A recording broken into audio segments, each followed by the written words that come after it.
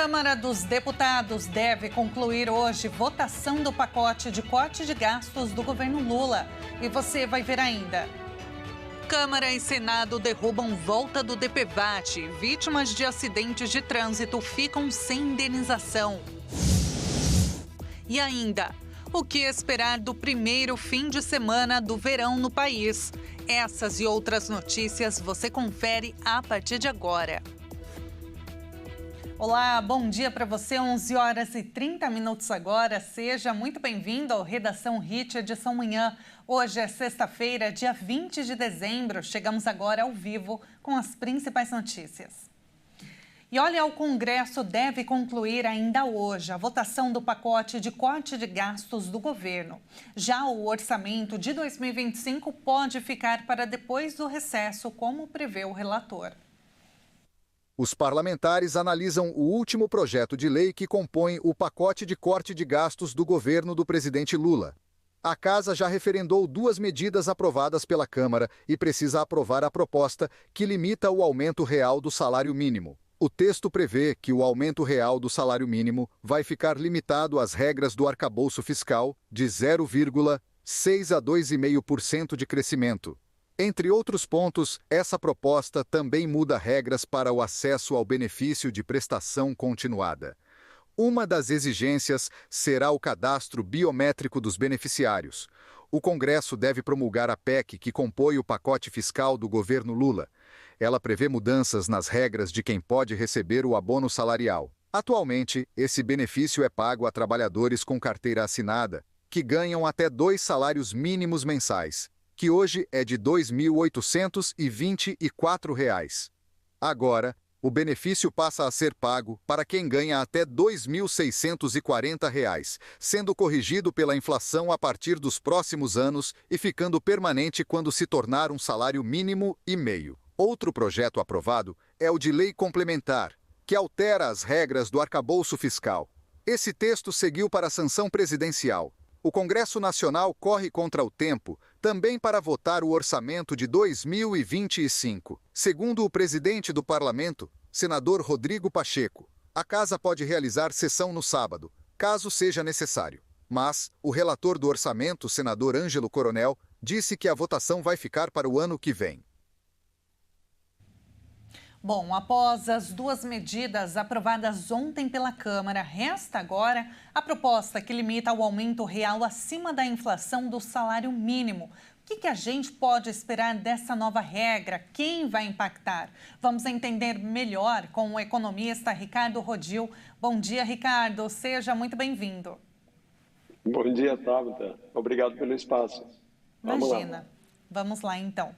Ricardo, a PEC do corte de gastos, ela limita gradativamente o abono a trabalhadores que recebem um salário mínimo e meio. De fato, o que vai mudar com essa PEC? Olha, a PEC e o pacote inteiro, né, as 2 leis e essa PEC, já vieram muito desidratados e o Congresso conseguiu desidratar mais um pouco. Mas, na realidade, o ponto que, digamos, seria o único gol que o governo conseguiu é a limitação nos aumentos do salário mínimo, certo? Que aí agora ficam, digamos, limitados dentro das regras do arcabouço fiscal, o que quer dizer, será a inflação e até mais 2,5%. Isso realmente vai impactar o salário mínimo, portanto, vai impactar tudo que depende do salário mínimo. E, basicamente, o caixa da Previdência. Mas, dentro disso, quer dizer, os impactados seremos todos nós, eu, inclusive, que sou aposentado. Mas o grande problema é que isso não resolve ainda o problema do furo fiscal, quer dizer, não se caminha na direção de uma disciplina fiscal necessária para que realmente o país possa crescer em forma sustentável. Uhum. Com relação, eu queria emendar com uma pergunta, a gente falando sobre salário, com relação aos super salários, né? Essa PEC, ela vai impactar ela vai impedir, né, esses super salários, esses aumentos de salários dos, digamos, privilegiados? Eu ainda não li o texto definitivo, eu costumo ler o projeto e depois o que é sancionado, né, para ver realmente o que está valendo. Mas, na minha opinião, não vai afetar os privilegiados do super salário. Que esse é um Certo. ponto seríssimo dentro da disciplina fiscal. Na sua análise, e isso deveria ser prioridade também, né? Absolutamente. Certo. Ricardo, na questão da valorização proposta, pode haver uma economia de cerca de 100 bilhões de reais até 2030, mas também é esperado um impacto principalmente para aposentados, pensionistas, beneficiados por programas sociais vinculados ao mínimo. No caso desses grupos que dependem, né, dos valores desses auxílios, o que pode acarretar para a economia? Olha, simplesmente, eu diria que, apesar de ser uma afirmação cruel, seria um ponto positivo, porque vai arrefecer, em certa medida, a demanda, o que libera um pouquinho as pressões inflacionárias que vêm dos outros fatores todos. Então, esse seria o ponto positivo, mas é um ponto positivo cruel, porque estamos falando de que sempre são as mesmas pessoas que vão pagar o pato. Sim, com certeza, né? A população, principalmente os de baixa renda, né? A gente está Baixa renda. falando baixa renda, infelizmente, pessoas mais vulneráveis, né? A gente está falando de pessoas afastadas do trabalho, aposentados. Então, são as pessoas que mais precisam, né, desses benefícios. Tabata, Ricardo, pensa bem. pode falar. Desculpa interromper, mas pensa bem. Dentre os lobbies e as pessoas e as instituições que podem fazer alguma pressão política dentro do Congresso e perante o Executivo, os aposentados de todas essas categorias digamos, afetadas por essa limitação no crescimento do salário mínimo são as que menos possibilidades têm de fazer uma pressão. Na verdade, seria o contrário, né? Deveriam ter maior poder, que são os trabalhadores, né? Exatamente, mas infelizmente não temos esse poder, né, Ricardo, em mãos. Agora, Não. com relação ao furo fiscal que você mencionou, gostaria que você analisasse para a gente o que precisaria ser feito de fato para que tivéssemos esse equilíbrio nas contas públicas. Bom, um dos pontos já está contido nesse pacote, que é o único ponto que eu achei meritório, que é, digamos, aquele pente fino em benefícios, porque, se vocês lembram, houve uma vez, uns anos atrás, que descobriu-se que um jumento estava recebendo Bolsa Família, certo? Então, um pente fino que elimine tudo que é benefício espúrio dentro desse programa é um ponto absolutamente positivo. Mas é só um pedaço. Tem que se trabalhar nos super salários e isso só vai ter efeito para o futuro, porque aqueles direitos adquiridos, como se fala, vão permanecer e vão ter um peso na despesa, no gasto público, ainda por um bom tempo. Então, outra coisa é analisar o que nós chamamos de a eficiência do gasto, ou a economia do gasto. Quer dizer, que gasto nós estamos fazendo como governo federal, estadual, municipal, que gasto nós estamos fazendo que realmente não está se justificando e poderia ser muito melhor tocado esse aspecto ou esse programa pela iniciativa privada, através de uma parceria ou através de algum outro mecanismo que estancasse o gasto público e levasse a um melhor serviço público, certo? Certo. Com relação ontem foi aprovada a primeira parte do projeto, hoje o Congresso deve concluir, né, a votação. A gente falou muito, Ricardo, ao longo da semana, nos últimos dias, com relação ao aumento do dólar, que operou nos últimos dias acima de R$ 6.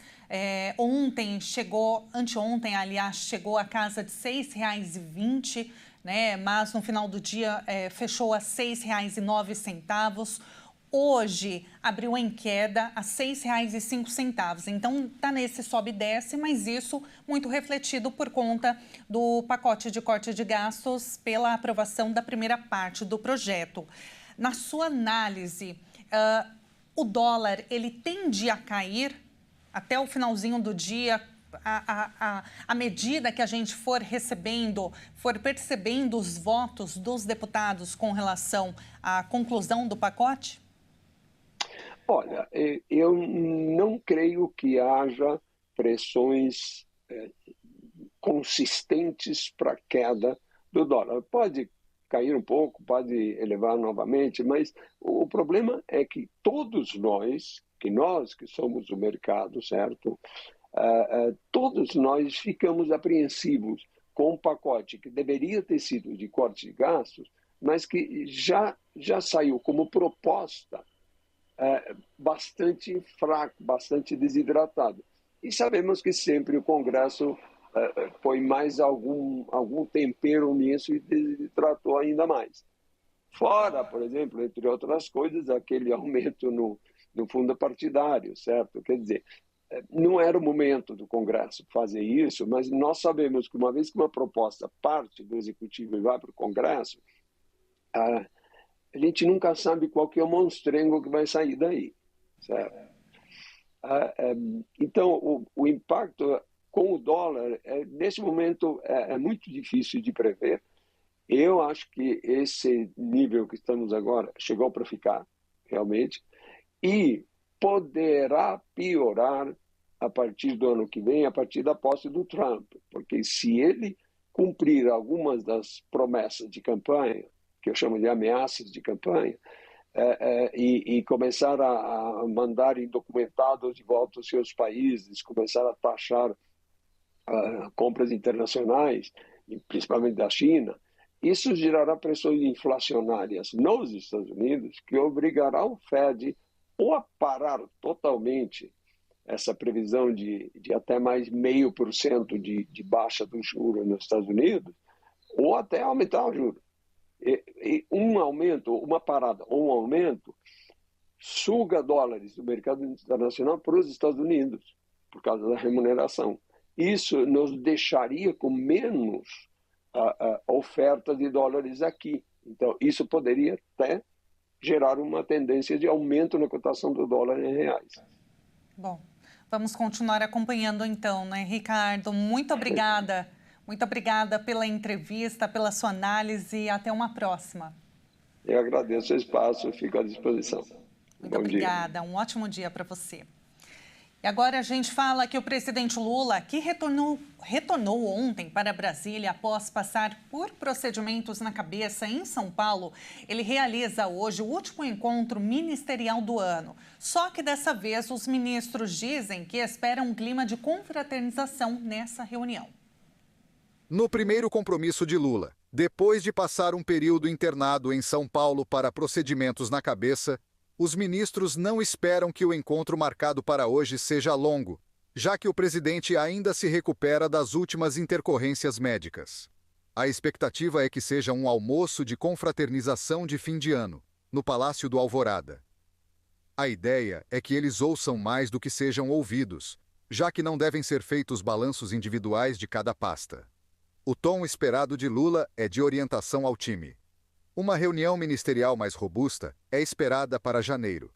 O presidente chegou a cogitar uma confraternização com a equipe na Granja do Torto, mas foi desaconselhado diante das observações médicas. Nos últimos dias, o governo correu para aprovar no Congresso um pacote de medidas para controlar o gasto público e garantir o limite do arcabouço fiscal nos próximos anos. Este pacote é composto por uma PEC, um projeto de lei ordinária e um projeto de lei complementar. Antes de as matérias chegarem ao Congresso, o governo previa uma economia de 70 bilhões de reais. E veja a seguir a previsão do tempo para todo o país no primeiro fim de semana do verão. Será que vai dar praia? E agora na sua tela, imagens ao vivo de Oliveira, Minas Gerais, 27 graus. Nós voltamos já já.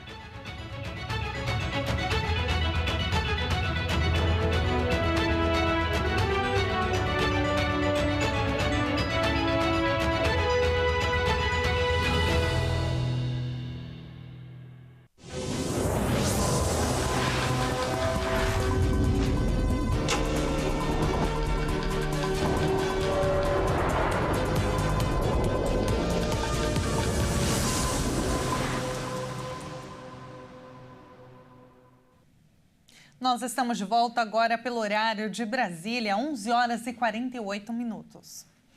E olha, o fim do DPVAT, o seguro obrigatório, indenizava pessoas acidentadas, foi aprovado pela Câmara dos Deputados e pelo Senado, mas ficou uma questão no ar. Como ficam as vítimas de acidentes de trânsito que eram cobertas pelo fundo? O fim do DPVAT pode deixar sem indenização as vítimas dos acidentes de trânsito, a não ser que os motoristas de automóveis envolvidos em acidentes tenham seguros privados e não obrigatórios com cláusulas específicas. Quem faz seguro particular paga, além do seguro do automóvel, o que as seguradoras chamam de casco, também o chamado danos de responsabilidade civil, que podem ser materiais para prejuízos de outros veículos envolvidos no acidente, ou pessoais, corporais, que indeniza vítimas de acidentes. Mas quem não tem esse seguro automóvel e se envolve em um acidente e atropela alguém, por exemplo, esse alguém não vai estar coberto por seguradora nenhuma. A situação pode abrir a possibilidade de judicialização do caso por parte da vítima, contra o condutor do veículo que provocou o acidente. O ministro do Supremo Tribunal Federal, Alexandre de Moraes, autorizou a soltura de Daniel Silveira por bom comportamento, mas ele foi proibido de ter contato com o ex-presidente Jair Bolsonaro e Mauro Cid. Moraes atendeu a uma manifestação da Procuradoria-Geral da República. A defesa de Silveira entrou com um pedido de liberdade, alegando que o ex-parlamentar cumpriu 1/3 da pena. Silveira foi condenado pelo Supremo em 2022 a 8 anos e 9 meses de prisão por estímulo a atos antidemocráticos e ataques aos ministros do tribunal e a instituições como o próprio STF. Ele também foi condenado à perda do mandato, à suspensão dos direitos políticos e ao pagamento de multa de 212 mil. Em outubro, Moraes já havia permitido que Silveira fosse para o regime semiaberto. Nesta decisão, o ministro afirmou que Silveira atende os requisitos para a liberdade condicional. Mas o ex-deputado terá que usar tornozeleira eletrônica e está proibido de deixar o país, acessar redes sociais, conceder entrevistas e frequentar clubes de tiro, boates ou casas de jogos. Ele também não poderá participar de cerimônias de forças de segurança ou manter contato com investigados. Na lista de restrições constam os indiciados na tentativa de golpe de Estado, como o ex-presidente Jair Bolsonaro, o ex-ministro da Defesa Walter Souza Braga Neto e o ex-ajudante de ordens tenente-coronel Mauro Cid. Outras 34 pessoas também foram indiciadas. E atenção, trabalhador, as empresas têm até esta sexta-feira para fazerem o pagamento da última parcela do 13º. A gratificação é um benefício assegurado por lei para todos os colaboradores que trabalham com registro na CLT. O benefício corresponde ao salário de um mês trabalhado na empresa após 1 ano como contratado. A partir de 15 dias de trabalho, o empregado passa a ter direito ao pagamento proporcional. E olha, este é o primeiro fim de semana do verão no Brasil. Quem esperava por sol e tempo bom pode ficar frustrado, viu? Eu sou uma delas. Os próximos dias devem ser de temporais em boa parte do país. O tão esperado verão começa neste sábado, às 6h20 da manhã, pelo horário de Brasília. A última estação e mais quente do ano se estende até o dia 20 de março. E quem está se preparando para as altas temperaturas? Os meteorologistas adiantaram que esse ano o verão não deve ser marcada por grandes ondas de calor. A previsão é que a estação tenha chuvas acima da média e um calor mais próximo da normalidade. Já no primeiro fim de semana do verão, a nova área de baixa pressão formada no sul do país deve levar temporais em boa parte do país. E não para por aí. O cenário deve se repetir ao longo de toda a próxima estação. A expectativa é de chuvas fortes em boa parte do sudeste e centro-oeste, além de parte do sul do país. São esperadas chuvas no norte do Paraná, em São Paulo, Rio de Janeiro, Minas Gerais, sul de Goiás, sul de Mato Grosso do Sul. O Instituto Nacional de Meteorologia sinaliza que boa parte dessas áreas podem ter até 100 milímetros de chuva, com ventos de até 100 km por hora. E no norte do Brasil, o destaque fica para as chuvas generalizadas no Amazonas. E agora nós vamos conhecer uma cidade linda chamada Budapeste, a capital da Hungria. Budapeste é a capital da Hungria e uma das cidades mais deslumbrantes e vibrantes do leste europeu. Localizada às margens do rio Danúbio, a cidade é formada por duas partes históricas: Buda, na margem direita, e Peste, na margem esquerda, unidas por pontes icônicas. Budapeste também é um importante centro econômico e cultural da região, com universidades, empresas e eventos internacionais.